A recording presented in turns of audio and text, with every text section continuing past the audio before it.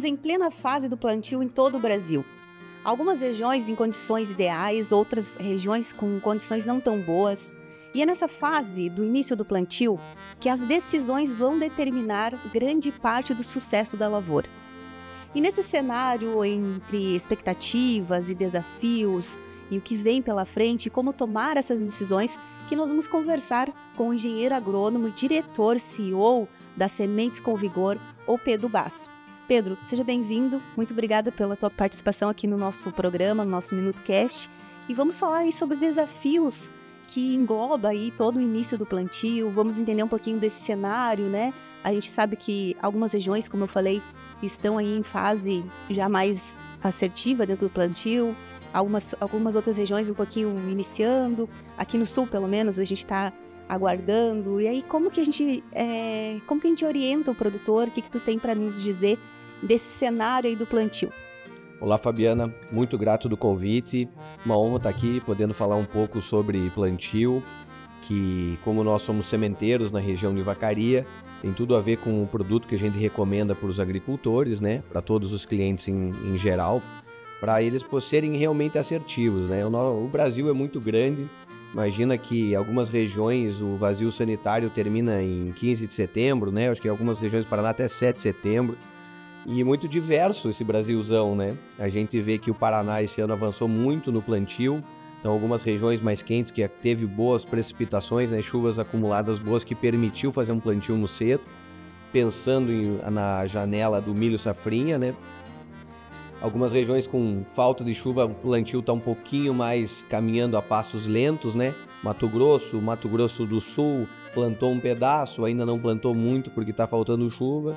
E nós aqui no Rio Grande Amado, todo mundo meio ansiado para começar o plantio. Alguns apressadinhos eu vejo que já largaram o plantio, outros ainda não, né? Então, quando a gente olha o Brasil como um todo, a gente vê situações de falta de chuva, situações de talvez algum momento excesso, né? Um pouco menos esse ano. E no caso do Rio Grande do Sul, algumas regiões, que nem lá em Vacaria, frio. Então a gente tem que olhar caso a caso para poder não queimar a largada, né? Não queimar a largada, né? Nós como sementeiros, às vezes a gente recebe algumas reclamações, vai lá atender e vê que o problema não é a semente. A culpa às vezes recai na semente, mas é muito da tomada de decisão do agricultor, do momento ideal para se plantar, né? Qual que é o momento ideal para se plantar? Isso às vezes a gente se pergunta, né? Se pergunta, eu acredito que o produtor também deve fazer essa pergunta, né, Pedro? E aí, como eu disse, às vezes a gente peca na ansiedade, não analisa o cenário. E aí eu te pergunto, como é que a gente pode orientar o produtor para ele tomar uma decisão certa, entender qual é o momento dessa decisão de plantio, o que ele precisa olhar? Sim, existem algumas premissas básicas, né, que a gente tem que olhar, né? Primeiro é a época, né? E quando a gente olha a época, naturalmente a gente casa também com a variedade que a gente está plantando para aquela determinada época. Então, para abertura, para meio ou para fechamento de plantio. Então vamos pensar estritamente na época, né? A época para o Rio Grande do Sul, vamos pensar assim, a partir do início de outubro, algumas regiões já plantam, né? Agora, vamos pensar, o Rio Grande do Sul, se tu pegar a BR-285, lá na fronteira com a Argentina, lá em São Borja, ela tá, acho que a menos de 100 metros de altitude, acho que é 70. E se tu pegar ela, tu vai cruzar todo o Rio Grande do Sul, passando ali Santo Ângelo, e vem andando, vai cruzar Santa Bárbara e vem subindo. Passo Fundo, Lagoa Vermelha, vai passar em Vacaria, nós estamos a 900 metros. E tu vai terminar lá nos cânions, no São José dos Ausentes, a 1.100, se eu não me engano, que é lá o Pico do Monte Negro, né? Ou seja, será que o plantio de São Borja, ele vai ser igual ao plantio de Vacaria? Claro que não. Dentro da mesma época, 10, 15 de outubro, que é mais ou menos a época que o pessoal quer largar a soja, né? Não vai ser a mesma. Mas assim, eu já vi gente em Vacaria plantando soja antes da turma de São Borja. Agora, qual será que foi a real tomada de decisão desse agricultor para ele plantar soja nessa época? Escalonamento de plantio e colheita? Vamos pensar assim, tá, vou plantar em início de outubro para colher esse soja cedo. Aí existe um fator, qual variedade que eu vou plantar lá?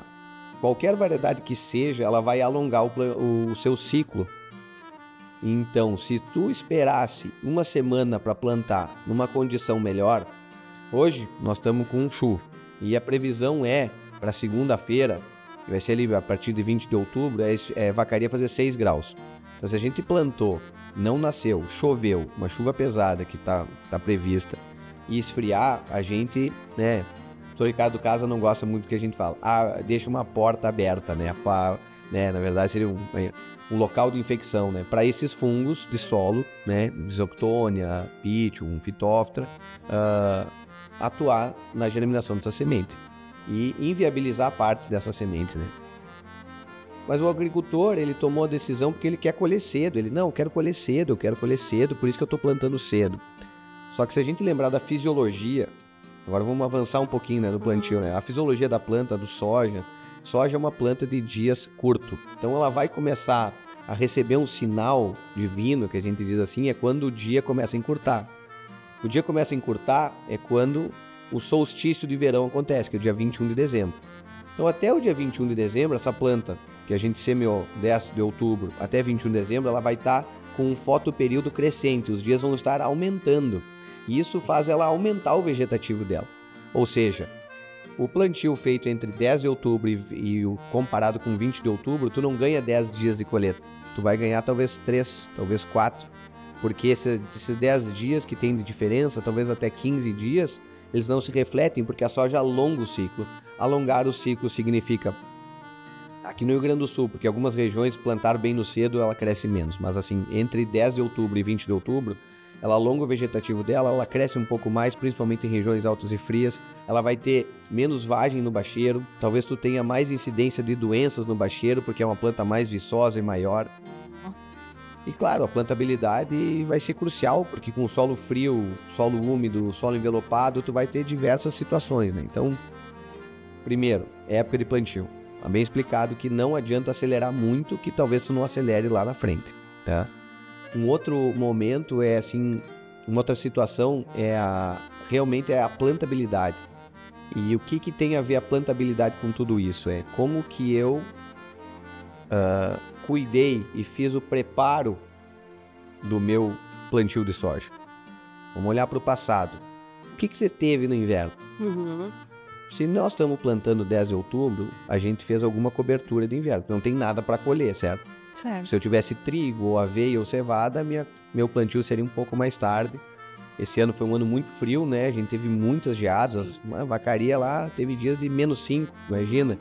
Então isso fez alongar o ciclo do trigo, fez alongar o ciclo da aveia. A expectativa é de boa produtividade desses cereais de inverno, porque o frio ajuda nos perfilhos, né?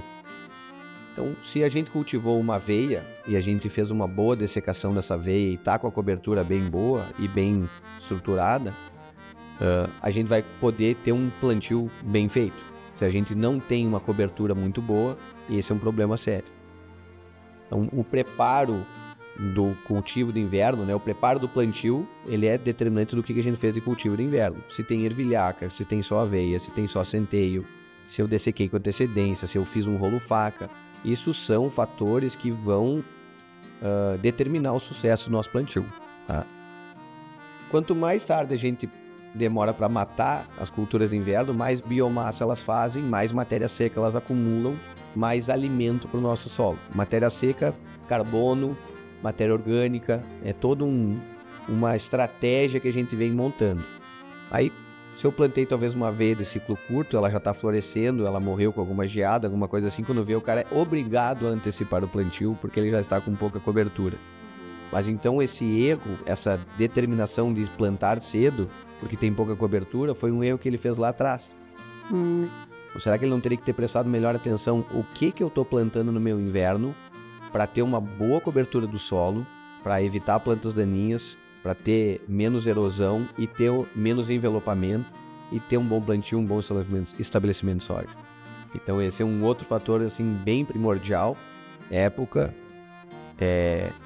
o preparo, né, da sua lavoura como um todo para fazer um bom plantio direto. E essa questão da escolha dos materiais é determinante. Qual material eu vou plantar para abertura de plantio? A gente tem que pensar E hoje a gente tem muita informação, é buscar qual informação sobre o clima, né? Não sobre o tempo, mas sobre o clima, qual que é a tendência de clima, Cenário, né? o cenário de clima que a gente vai ter para esse momento que a gente está por vir. Mas, Pedro, antes da gente entrar aí nas tecnologias, em que a gente sabe que tem várias aí, como que eu tomo essa decisão, qual que eu vou plantar, qual que vai se adaptar mais a minha região, né? Enfim, tu falou ali sobre a questão dele não ter tido uma boa cobertura, ou não ter planejado bem, aí agora ele tá sem uma cobertura e teve que antecipar o plantio. Olhando para essa fase específica, o que ele pode fazer para corrigir ou não tem? Ele vai ter que plantar antes. Assim, não é que ele precisa plantar antes, né? Vamos pensar assim, se o cara fez um pousio, não quer dizer nada, ele vai plantar antes ou depois, né? Ele acabou se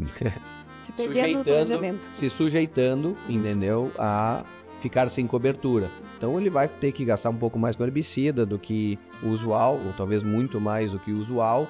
E se ele plantar no início de outubro ou final de outubro, não tem cobertura igual, tá? Se ele plantou uma cobertura e teve problemas com o estabelecimento dessa cobertura, plantou uma aveia muito cedo, ela floresceu, deu uma geada, ele perdeu aquela cobertura. Talvez ele vá ter menos cobertura. Isso talvez motive ele a plantar antes. Pô, já está tão pronto o solo, vou plantar ele isso antes. Então ele tem que perceber que também ele tem que escolher com assertividade a genética que ele vai plantar no inverno. Ou seja, se eu plantar uma aveia de ciclo curto para plantar soja na abertura do plantio, que seria em outubro, aqui no Rio Grande do Sul, e eu vou plantar, sei lá, uma aveia em março, então ele tem que saber que ele vai plantar essa aveia de ciclo longo. Ele tem que escolher uma aveia de ciclo longo para chegar lá em outubro e ter uma boa biomassa para fazer uma boa cobertura de solo. E quando ele faz o pastejo, uma aveia de bom rebrote, que mesmo quando ele tira o gado, lá em setembro ou em agosto, ela vai rebrotar, para daí sim ele ter uma boa cobertura. Não, Pedro, eu não vou pastejar, eu vou fazer aveia com ervilhaca. Show de bola. Então ele mata essa aveia com mais antecedência e deixa aquela ervilhaca crescendo para ficar mais próximo do plantio do soja. E hoje esse advento assim do uso de leguminosas de inverno tem tido uma adoção maior dos produtores, então tu vê mais ervilhaca por aí do que antigamente tu... É verdade. Existe mais oferta de sementes de ervilhaca, o pessoal enxergou melhor a necessidade, mas isso levanta assim uma atenção principalmente daí para a escolha da genética que tu vai plantar no pós-ervilhaca. Porque se é um material que cresce, que tem o ciclo longo e tu vai plantar num pós-ervilhaca, a ervilhaca recicla muitos nutrientes e ela fixa nitrogênio igual a soja. Então tu imagina tu ter um boom de nitrogênio já na arrancada da soja. Tu vai favorecer o crescimento vegetativo. No arranque, tudo isso. Exatamente, é muito bom. Mas então escolha uma genética de porte controlado, talvez de ciclo curto, para botar num pós-ervilhaca, para ela aproveitar esse nitrogênio e tu não perder depois por acabamento. Então, a escolha da cobertura vegetal de inverno é primordial para determinar a escolha também da variedade de soja e da época de plantio, né? São coisas que andam junto. Então, lá dentro das Sementes com Vigor, o nosso planejamento, quando a gente termina de plantar o verão, que é lá em dezembro, vamos pensar assim, a gente já está planejando o próximo inverno. A gente tem um planejamento, sendo bem realista, de 5 anos. Então, o que eu estou plantando hoje, eu tenho uma visão para os próximos 5 anos dos cultivos que eu vou ter ao longo das safras, tanto de inverno quanto outonais. Por exemplo, um nabro pé-trigo, um morisco pós-milho, verão, né? Uma ervilhaca que eu vou deixar no inverno para daí fazer um cultivo de milho ou de soja lá na frente. Então, o planejamento que a gente tem de longo prazo viabiliza muito eu saber escolher quais materiais de inverno vão favorecer o meu verão. Mais ou menos nesse aspecto a gente tem trabalhado e que eu vejo que é importante para o agricultor poder determinar o plantio de soja dele. Não, e ajuda também a questão do planejamento nessas orientações que tu passou, ajuda também você, de certa forma, se proteger com relação até ao próprio clima. Porque assim, o clima vai influenciar também na tua decisão, com toda certeza, como a gente falou. Mas se eu tenho um planejamento também olhando para a cobertura ali do solo, para cultivar que eu vou escolher, eu minimizo de certa forma, ou não, esse impacto, né? Aí que tá, né? Mitigação de riscos, né? Seria esse o aspecto que a gente tá falando, né? Como é que a gente mitiga riscos dentro da agricultura? Hoje tem gente que calcula risco. Eu acho difícil calcular risco, mas existe como fazer esse risco, né? E eu vejo assim, o agricultor que tá plantando cedo, ele escolheu arriscar, né? Porque ele tá plantando numa época não tão preferencial para o plantio de soja, com uma condição não tão boa. E eu gosto de fazer uma relação com...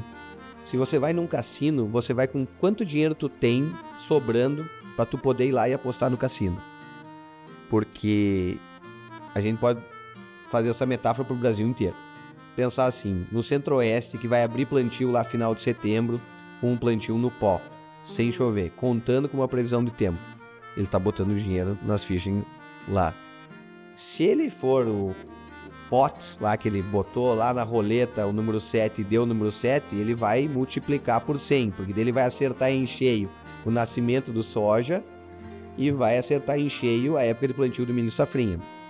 Agora, se ele errou, ele vai perder e vai ter que replantar aquele soja. Então, é que nem tu apostar no cassino. Pode ser que tu ganhe, pode ser que tu perca. Quanto que tu tá podendo apostar? Agora vamos trazer aqui pro Rio Grande do Sul. Essa é a mesma coisa. Plantei e não ficou bom.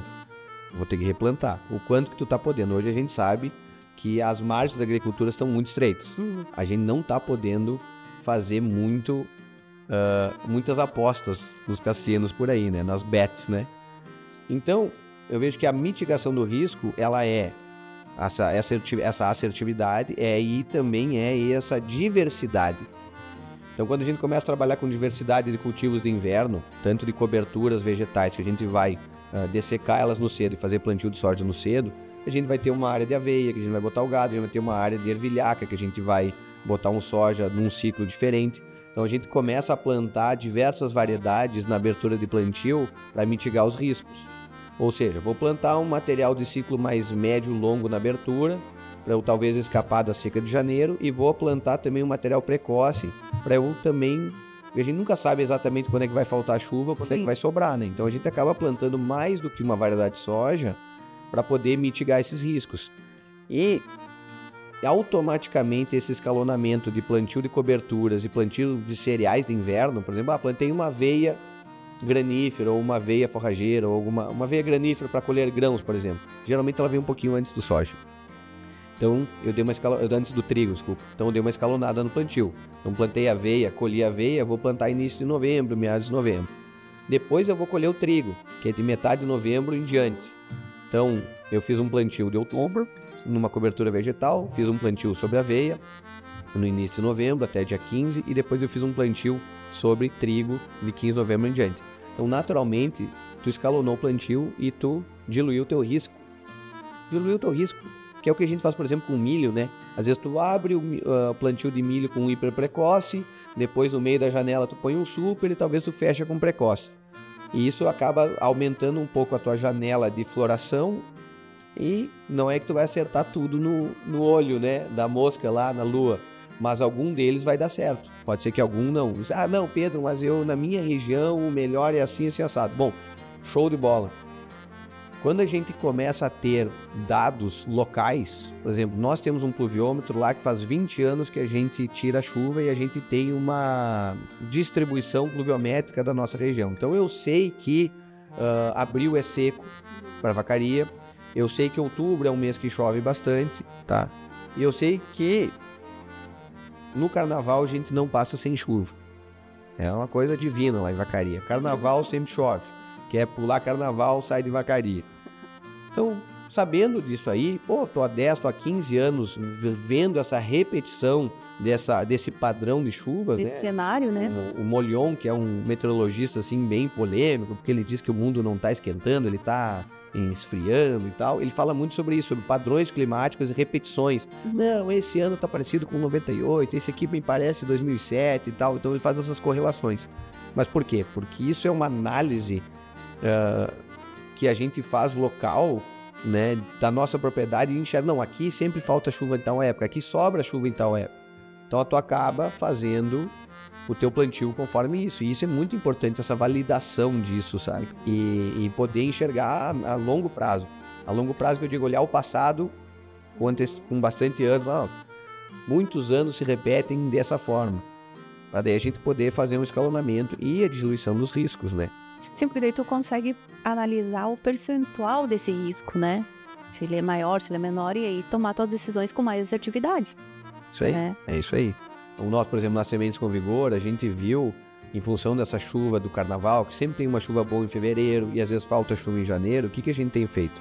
A gente tem plantado menos soja precoce na abertura de plantio, hiper precoce lá, ou 5.0 lá na abertura de plantio, tem plantado ciclos mais médios e coloca esse ciclo hiper precoce mais dentro do mês de novembro.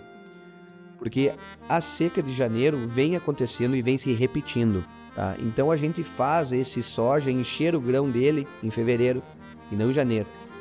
Então a gente acaba escapando um pouquinho, porque daí em janeiro ela está em plena flor. Plena flor e muita chuva tem uma boa correlação de produtividade, porque faz mais pegamento de vagem, mas também tem uma correlação com doenças como o mofo branco. Então a escolha da cultivar e o momento do plantio, nós como sementeiros a gente diz, olha, esse material do dia do plantio ao dia do florescimento é em torno de 45 dias. Não, aquele material lá ele vai demorar 60 dias para florescer. Então tu sabendo e conhecendo a genética, tu também começa a escalonar a tua pulverização. Tá, mas Pedro, e o que determina a escolha do produtor por uma boa genética? Por exemplo, Primeira produtividade. Tá. Primeira produtividade. Isso aí, assim, a gente vem... Existem novas biotecnologias, né? Quando veio a gente tinha RR, depois veio o Intacta, depois o Intacta 2, agora tem o Enlist, tem o Conquesta. E a gente já passou, assim, quando eu cheguei, já tinha caído a patente do RR, estava começando a Intacta quando eu cheguei na empresa, já uns 14 anos atrás. E eu vi a largada do Intacta. E demorou até a gente achar bons materiais com essa biotecnologia intacta, por mais que ela tivesse a resistência à lagarta, para o produtor poder falar assim, não, esse é o produto que eu quero para a minha lavoura, porque demorou para ele chegar no teto produtivo que, por exemplo, uma Ativa tinha. Até que a gente chegou no Zeus, que é um material hoje um dos mais plantados aqui no Rio Grande do Sul, que é um material de alto teto produtivo, que o produtor sabe que ele entrega em teto produtivo. Agora, o que faz o produtor mudar? Não, Pedro, eu quero teto produtivo, mas eu também quero estabilidade. Eu também quero poder abrir plantio numa área de pisoteio. Então tem alguns produtos que a gente sabe que tem um teto produtivo mais alto, só que existem limitações ambientais. Quais limitações ambientais cada um tem? É fertilidade, é compactação, é umidade do solo. Por exemplo, os arrozeiros que plantam na várzea, eles têm a limitação deles é oxigênio. Então, qual material aguenta, suporta mais excesso de chuva? Então, começa com produtividade, depois começa com outros fatores. Conhecimento da tua região, pelo menos. Fator de cada um, né? Por exemplo, a minha dor é caruru. Então preciso botar um Enlist, porque eu preciso dessa tecnologia. Daí ele vai escolher, dentro dos materiais Enlist ou Conquesta, que tem a biotecnologia, quais se adaptam melhor na minha região, quais estão mais dentro do meu ciclo e quais que eu vou ter um bom teto produtivo para poder colher bem, né? Para pagar a conta, né? Então, eu vejo que nessa escolha dos materiais sempre vai ser baseado em teto produtivo. E depois vem uma lista de outros fatores regionais e particulares de cada agricultor, né? É muito engraçado que tu falou que em Vacaria já tem um pessoal plantando, né? E a gente olha às vezes pro produtor e tem ainda aquele aspecto de olhar pro vizinho e vou fazer igual. Aí tu falou da Zeus, né? Que acho que foi uma das mais plantadas aqui no sul. Então não adianta, tá? É uma tecnologia excelente, mas será que ela se adapta? Não ir muito na carona, né? Acho que ter esse conhecimento da região, analisar todos esses fatores. E são vários, né, Pedro? Tu trouxe vários. Depois dá pra gente até elencar aí no finalzinho para dar essa mensagem mais assertiva pro produtor. Além de tudo isso, a gente também tem o aspecto do clima, né? Que a gente vem falando agora. E qual que é o cenário? A gente tem previsão aí de laninha? Esse frio aqui que tá acontecendo aqui no sul nos próximos dias já é um sinal? O que ele pode ficar atento? As previsões, né, climáticas são atualizadas assim quase que semanalmente, né? A derradeira que eu assisti e que eu ouvi é sobre um laninha se estabelecendo de curta duração, né? E que ele vem se estabelecer agora nesse último trimestre do ano, mas que ele tem uma duração diferente do laninha que a gente teve ano passado, que ele foi até fevereiro em diante, né, que teve uma seca bem severa aqui no Rio Grande do Sul. Ele é para ser um laninha de menor duração. E um outro fator que eu vejo que também é muito diferente em relação ao ano passado o nosso Oceano Atlântico era frio. Esse ano o Oceano Atlântico é um pouco mais quente. E esse Oceano Atlântico sendo mais quente, ele influencia também no regime de chuvas aqui no Rio Grande do Sul. Então vamos pensar, um laninha talvez de mais curta duração, com um Oceano Atlântico com um padrão diferente, a gente pode ter uma safra um pouco melhor em termos de regime hídrico. O laninha ele é mais frio e ele chove menos, então pode ser que a gente tenha chuvas dentro de uma média, mas talvez com uma frequência menor. Então vamos pensar assim, frequência menor de chuvas vai afetar quem? Talvez os materiais mais precoces. E se ele é para ser um laninha de curta duração, que vai sair logo no início do ano, então por que eu estou abrindo o plantio, forçando o plantio 10 de outubro, com materiais hiper precoce, para colher em fevereiro? Para ele pegar o pleno enchimento de grão no laninha estabelecido em janeiro? Quem sabe eu não escalono um pouco melhor isso e faço esse material precoce jogar um pouquinho mais para frente. Então são... assim, ó, como é que diz, né? Quem fala do tempo tá mentindo, né? É difícil a gente prever e ter uma precisão, né? Hoje a acurácia desses modelos climáticos, assim, principalmente para o nosso Brasilzão, que tem continentalidade, diversidade, isso é difícil de tu cravar isso. Então, claro, olhando ao longo dos últimos 2, 3 anos, os materiais precoces que encheram grão em janeiro sofreram, né? Principalmente o ano passado, né? E quem plantou um ciclo médio na abertura colheu melhor. E eu vi esse movimento esse ano, que tem alguns produtos da casa do ciclo 5.7, que o pessoal viu que ele é muito bom de abertura de plantio, e ele está deixando de lado alguns produtos, por exemplo, que nem Zeus, e está abrindo o plantio com esse produto 5.7. Ou seja, ele visualizou que ele precisa ter uma estabilidade produtiva nessa abertura de plantio e que a melhor janela produtiva no Rio Grande do Sul é no final de outubro, início de novembro. Aí ele coloca esses materiais de altíssimo teto produtivo na melhor época. Então tu potencializa o teu potencial produtivo nos locais, nos ambientes, nas lavouras que tu tem essa condição ambiental.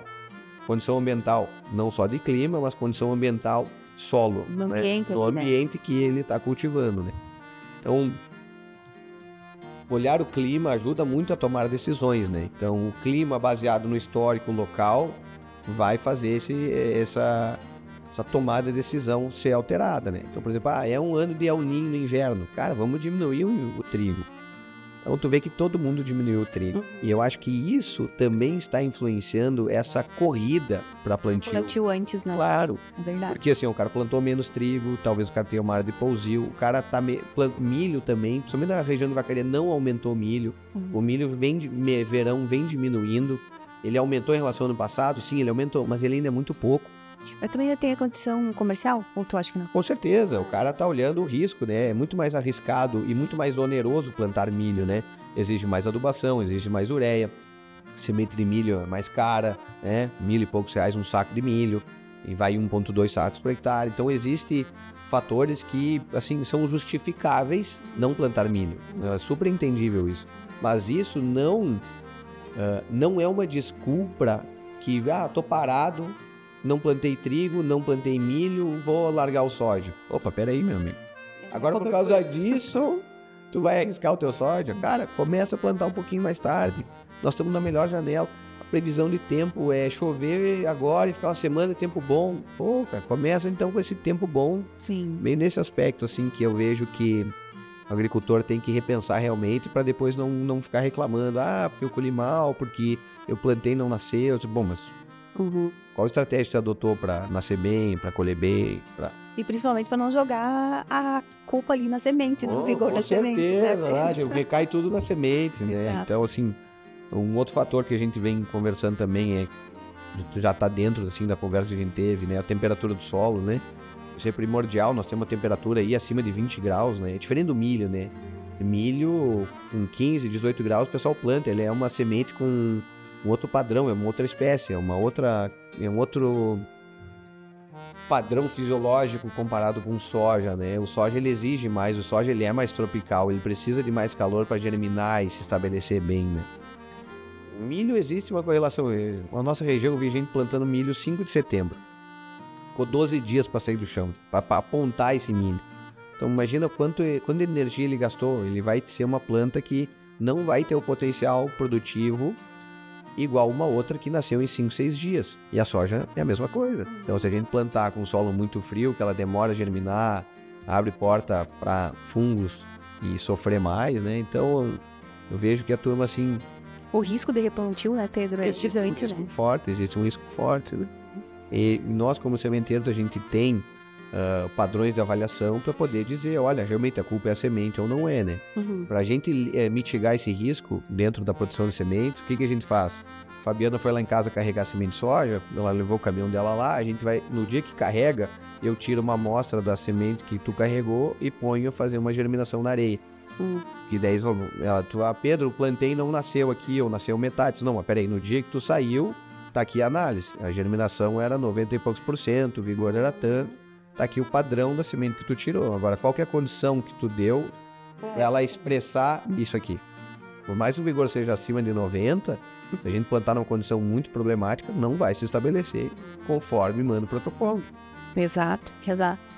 E Pedro, tu trouxe então a questão ali, vários aspectos que a gente precisa analisar antes do plantio, né, com relação à própria cobertura do solo, né, os tipos de cobertura, aí o plantio na época ideal, clima, né, e os próximos passos. Então, eu plantei, né, plantei no momento certo, ela deu o arranque inicial, o que a gente precisa ter de cuidado nessa fase inicial, porque como a gente falou ali, a fase do plantio, que é a fase inicial, ela vai determinar grande parte do sucesso da minha lavoura, né? O que a gente poderia trazer com relação a isso? Né? Escolhi a variedade, a tecnologia que me adaptou, mas enfim, quais são os outros passos, né? Vamos pensar assim, ó.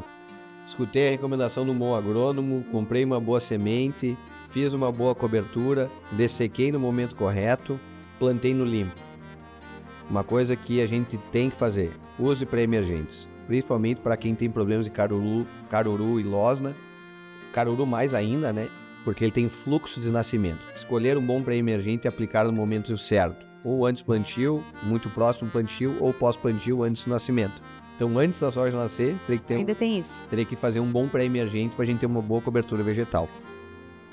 Depois, boa proteção contra as daninhas, né? Então, pré-emergente para evitar esse fluxo contínuo de daninhas vindo.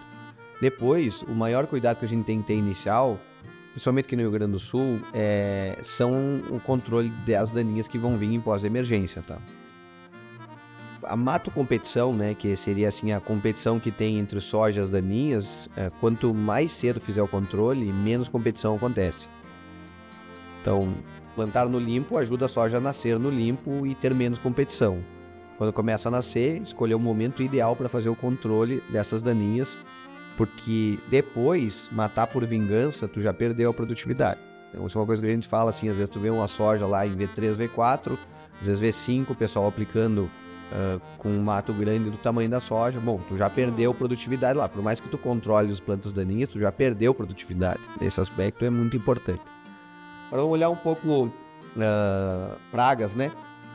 Lagarta, própria vaquinha. Percevejo não é um problema tão sério inicial no soja, mas no milho, né?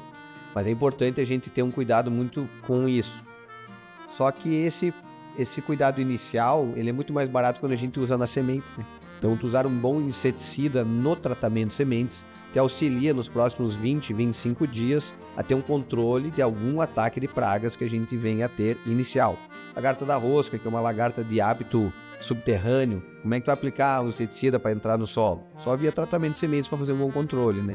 Como as regiões são essa dor é mais eminente, que nem a metade sul, versus a metade norte aqui do estado, assim, que tem um pouquinho menos lagarta da rosca, mas ainda a gente vê, ainda enxerga, né? Vaquinha, às vezes é um dano mais visual, né? Que é a diabrótica, né? Que é aquele patriota, sabe? Que é aquele verdinho amarelo, que às vezes tu vê voando por ali, né? Isso é uma coisa assim, meio visual, né? Mas assim, são alguns cuidados que a gente tem que ter inicial, que se a gente fizer um bom tratamento de sementes, a gente já vai pegar os fungos iniciais, que a gente vinha falando, as pragas iniciais. E posterior a isso, uma coisa que a gente tem visto com bastante resultado é o uso de molibdênio, né? Porque pensa comigo, a soja, ela precisa, acho que, se eu não me engano, 500 quilos de nitrogênio para produzir só 5, 6 toneladas. É bastante volume de nitrogênio. A gente vai fazer uma boa nodulação. Hoje tem tecnologia para nodular, botar inoculante na semente, que seria o inoculante longa-vida, ou também fazendo a lavoura, no suco de plantio, hoje com aqueles microns, né, com aqueles tanquinhos de injeção no suco. No próprio tratamento de semente, inoculante? Dá para tu tratar a semente como inoculante, a gente tem opção lá, vende, tem muitos agricultores que compram semente com longa vida, porque é uma comodidade, né, tu abre o saco, põe na plantadeira e sai a plantar, não precisa fazer mais nada. Mas tem algumas pessoas que têm dentro da sua plantadeira um tanque que injeta líquido na linha de plantio, que daí coloca o inoculante nesse sulco de plantio, e tem algumas pessoas que inoculam, põem turfa lá na caixa de plantadeira e optam por isso, né.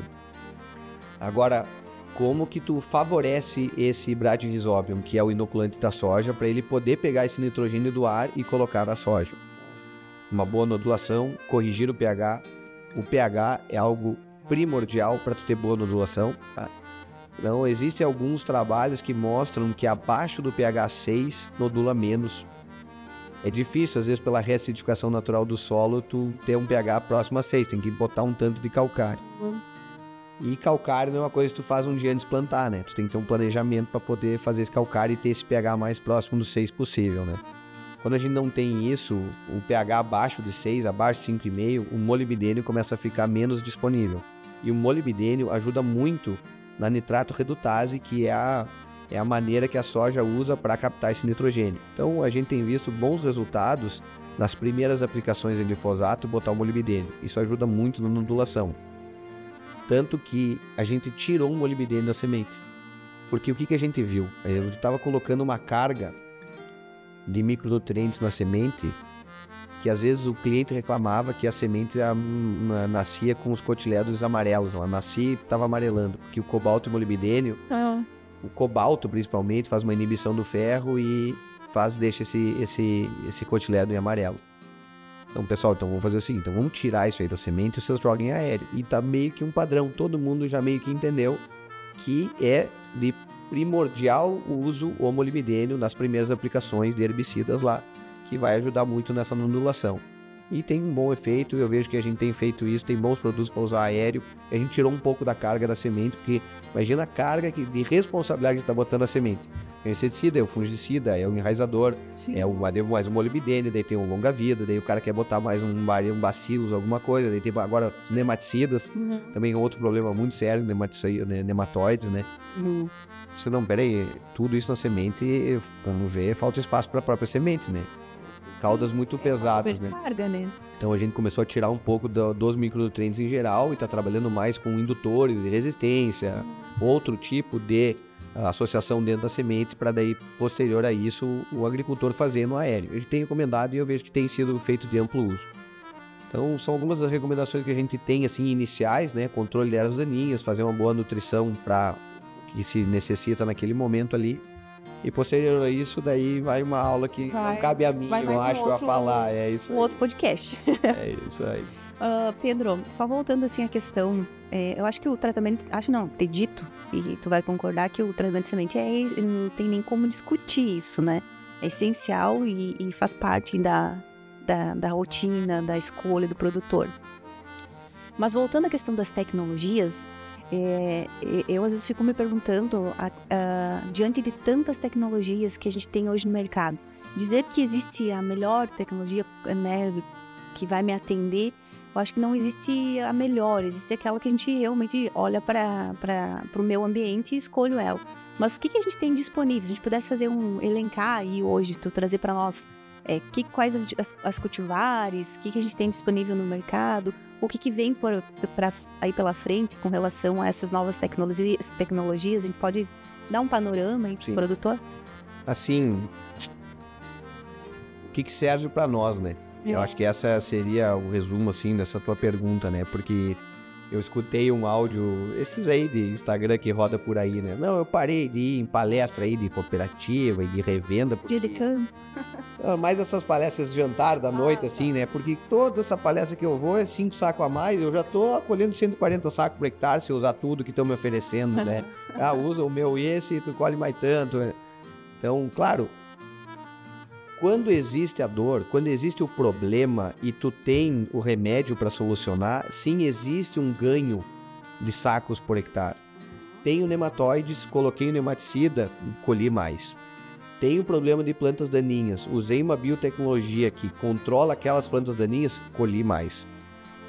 Tenho problemas nutricionais naquela minha lavoura, usei o produto que cobre aquilo, colhi mais. Agora, no momento que tu já não tem esses problemas, talvez esses produtos não vão ter esse efeito que é vendido comercialmente. Não, mas eles estão mentindo? Não, eles não estão mentindo. Aonde tem a dor, realmente, ele faz aquele efeito. Ele vai trazer aquele benefício que eles estão vendendo. Agora, a grande questão é a seguinte: qual a tua dor? Qual o teu problema? Quanto tempo tu disponibiliza para avaliar os teus problemas? Quanto tempo que tu usa após colheita? Lá, colhi e terminei minha safra lá em maio. Quanto tempo tu para olhar lá atrás o que foram os problemas, aonde eu errei e como eu posso melhorar? Aí a gente vai começar a escolher quais as tecnologias necessárias, porque as melhores pode ser que não sejam as necessárias. Perfeito. Entendeu? Então a minha necessidade é essa. Então vamos elencar algumas delas. Caruru é um problema, eu recomendo materiais Enlist, tá? Que vai ter um bom controle, uma boa possibilidade de controle em pós-emergência, tá? Resistência 2,4-D, resistência ao glufosinato, faz mais aplicações de glufosinato, não? Mas isso não exime a necessidade de um pré-emergente, ponto. Então, ou seja, a minha dor é plantas daninhas, primeiro é o pré-emergente, depois vem até a biotecnologia lá por cima. Tá, Pedro, mas eu preciso controle lagarta. Minhas lagartas aqui é um problema. Bom, beleza, então tu tem aí 2X, que é Intacta 2 Extend, tem proteínas para lagarta, tem a Conquesta também, que daí vem junto o problema das daninhas que se soluciona junto nessa questão. E 2X também tem o uso do dicamba, né, que é bom para folha larga, cuidado maior na tecnologia de aplicação, mas ele tem um bom herbicida para controle de folhas largas em geral. E vamos pensar uma outra tecnologia importante, o tratamento de sementes, né? Tenho problemas, tenho históricos de fungos do solo, tenho histórico de fusário bom, escolha um bom tratamento. Agora, a gente fez um ensaio esses dias atrás com alguns parceiros ali da região para fazer análise de solo. Desculpa, análise de semente, tá? Patologia de sementes, tá? Fizemos uma análise na Planticolab em Lages com a Maíra e fizemos uma na Fito Agrícola ali do Alencar em Lagoa, tá? O que foi o resumo, tá? Eu mandei alguns lotes de titânio e alguns lotes de Zeus. E eu mandei com 4 tratamentos, né? Um, na verdade, era sem tratamento e outros 3 tratamentos diferentes. O mesmo lote tratado. E eu percebi que alguns lotes que tinham baixíssima incidência de doenças, eu podia fazer o tratamento mais simples, que era um tratamento mais focado em fungos de solo e menos em fungos de semente, que ficam armazenadas na semente, são transmitidos por semente. E alguns lotes que tinham mais incidência desses fungos na semente, eles precisavam do tratamento mais potente, com mais combinações de fungicidas. Então, a tecnologia eu tenho. Qual que é a que eu preciso? Para esse lote, eu preciso, talvez, aquela pensando mais em fungos de solo. Para esse lote, eu preciso carregar e botar fungicidas que vão atuar no controle de sementes ali. Então, as tecnologias, elas estão aí e a gente tem que saber utilizar conforme a nossa necessidade. Nematicida. A gente está trabalhando com nematicida lá, que é um Bacillus, né? Bacillus camiloliquefaciens, se eu não me engano. O nome do produto é Lumialza. Ele é um nematicida com efeito fisiológico.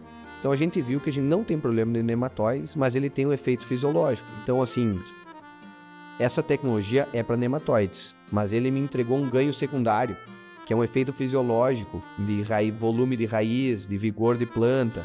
Então eu estou utilizando ele pensando nesse aspecto. Então, assim, hoje é realmente assim o critério de avaliação, né? Então a gente falou mais cedo aqui sobre o vizinho começou a plantar, eu vou plantar também, né? Essa influência que a gente tem do meio, né? Sim. Claro que para a gente saber que uma variedade é boa, é muito legal ter essa propaganda de boca a boca. Plantei é boa, pode plantar que eu gostei dela. Isso aí influencia positivamente, porque é aquela experiência que todo mundo teve, uma experiência positiva que todo mundo teve. Agora, tu avaliar realmente dentro da tua casa esse efeito secundário, vale a pena para mim, não vale? Fiz análise hematóide, tenho, não tenho, e tu ter esse critério de avaliação dentro da tua casa é muito importante, porque daí tu é menos influenciado por alguma coisa que talvez não vai servir para ti. É meio que... Não, tu acaba tendo mais segurança na tua decisão, né? Não sei se aconteceu isso com os Zeus, porque teve uma época que todo mundo queria plantar Zeus. Não, e segue todo mundo querendo plantar, só que o que a gente viu, né? Todo mundo queria plantar Zeus de qualquer jeito, né? Só que a gente já viu o ambiente, né? Não, peraí, áreas de pisoteio, abertura de plantio, ela tem uma limitação. Bom, mas se tu botar ela na época tal, X, Y, Z, assim ninguém segura ela. Então o pessoal sabe do teto produtivo dela, ainda usa muito, planta muito, é um bom material, mas a gente já viu os defeitos que ele tem, é bom. Então não vou botar ele nesse defeito, né? Para não perder com ele nesse sentido, né? Eu vinha conversando com outro sementeiro e eu perguntei de um outro material. Ele disse assim, não, esse material aqui, quando dá seca, ele produz mais que Zeus. Então, eu tô mitigando o meu risco, planto um pouco desse material para não perder se der seca e planto um pouquinho de Zeus para se não der seca eu colher bastante. Então, tu tem uma média produtiva boa. Por isso que eu digo assim, Zeus não dá... Não, Zeus é ótimo, baita produto, mas vamos botar ele aonde ele tem que ser colocado para a gente explorar o potencial produtivo dele. Então, a gente viu que, por exemplo, assim, algumas regiões da metade sul meio deu uma forçada. Imagina, Zeus planta até no Mato Grosso do Sul, né? No São Paulo. O pessoal experimentou Zeus em regiões que, quando vê, não, opa, peraí, aqui ela não vai, recuou e encaixou ela onde ela tem que ir.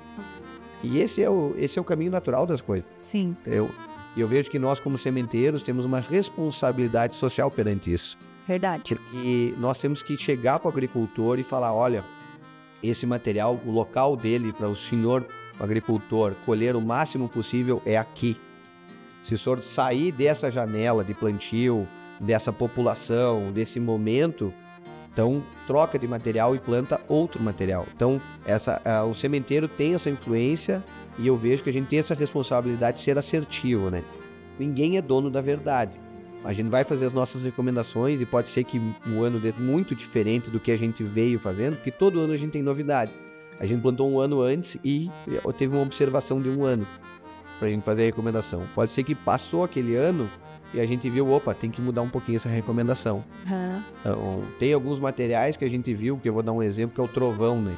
O pessoal achou que era para abrir plantio e a gente viu que ele tem problema de raiz. Não, pessoal, não abre plantio com trovão e põe ele a partir do dia 15 e 20 de novembro até o início de dezembro, que vocês vão ver que ele é muito bom de produtividade. E em algumas regiões ele ganhou de Zeus. Olha aí. Ou seja, ele é um material ruim? Não, ele não é um material ruim. Ele só tem que ser bem alocado na tua propriedade para ele expressar o máximo potencial produtivo.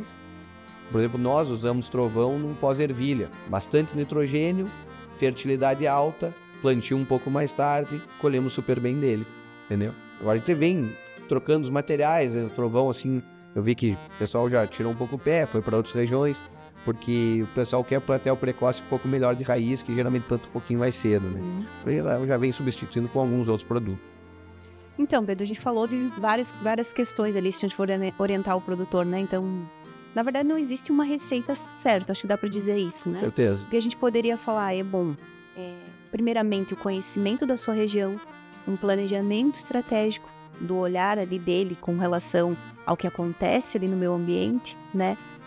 Aí, dentro desse planejamento e do conhecimento, eu consigo ter uma escolha assertiva, né, da variedade, da tecnologia, né, a questão ali da própria, antes mesmo do plantio, a própria cobertura de solo. O que fica de recado nesse momento que nós estamos aqui, de início do plantio, principalmente para a região sul, falando especificamente aqui do Rio Grande do Sul, né? Claro que a gente já falou muitas coisas, eu acho que, né, se a gente continuar falando vai ir em várias aulas, mas assim, o que fica de recado principalmente de atenção, assim, pro produtor, diante de tudo isso, né, desse cenário que a gente tem, pensando aí que a gente possa ter uma expectativa boa de safra, né, a gente tá esperando isso aqui no Rio Grande do Sul já há um bom tempo, né? A gente está esperando e a gente precisa de uma boa safra, né? E a construção dessa boa safra está na mão de cada um, né? Então, como cuidou do solo, como cuidou no inverno, preparou tudo para chegar lá e ter realmente uma condição de ter um bom plantio, né? De ter uma boa safra e ter um bom estabelecimento e ter lucro, né? Porque aqui ninguém é filantrópico, né? A gente tá precisando fazer girar o nosso negócio para fazer dar certo. Exatamente. Eu tava pensando, ansiedade é o mal do século, né? E o agricultor vive dessa ansiedade também, sabe? Só não perdendo tempo, você sabe que nós somos a geração mais ansiosa da história. Dados reais, assim, a geração mais ansiosa e óbvio, né? Acesso à informação, muito poder de escolha, enfim, né? Mas é real. Então, o recado principal é pensem bem na tomada de decisão. Isso é muito importante, né?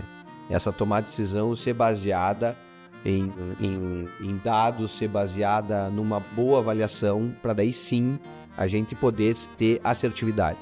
A gente não tem uma bala de prata e a gente tem poucas balas.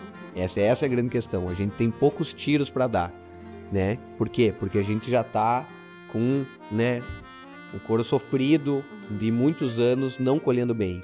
Então é muito importante a gente não errar nesse momento. E não errar nesse momento é escolher o momento ideal para plantar. A gente está vendo que vai ter boas janelas, né? Vão vir a ter boas janelas de plantio. Vamos aproveitar elas, que são daqui para frente. Acho que o recado principal falando sobre plantio é esse. E a gente já viu, né? É melhor às vezes plantar um pouco atrasado, mas plantar bem. Porque não adianta plantar cedo e plantar mal. Né? Então, claro, fazer um merchan, né? Tem que plantar uma boa semente, né? De preferência com vigor. A gente sabe das reais necessidades que todo mundo tem de cada variedade e de cada situação, cada momento. Então, mais uma vez, saber avaliar as reais necessidades da sua região, da sua propriedade, para tomar as decisões assertivas que vão trazer o sucesso para sua lavoura. Perfeito. Bom, pessoal, foi excelente. Pedro, muito obrigada aí pela contribuição, pelas informações, né? Eu acho que, como a gente disse aí, a gente tem muito acesso à informação, e informação com credibilidade, né? Com autoridade, que nem é uma honra estar falando contigo, eu conheço o trabalho de vocês, né? E essa técnica, esse conhecimento que tem que ser passado, como tu disse, de certa forma uma responsabilidade do sementeiro, tá orientando, tá levando informação para o produtor, tá junto com ele em todas as fases. Então, quero te agradecer mais uma vez pela tua participação e agradecer a cada um de vocês que esteve nos acompanhando. Se você gostou desse conteúdo, curta, compartilha, para que essa informação que a gente discutiu aqui chegue realmente a mais produtores. Muito grato.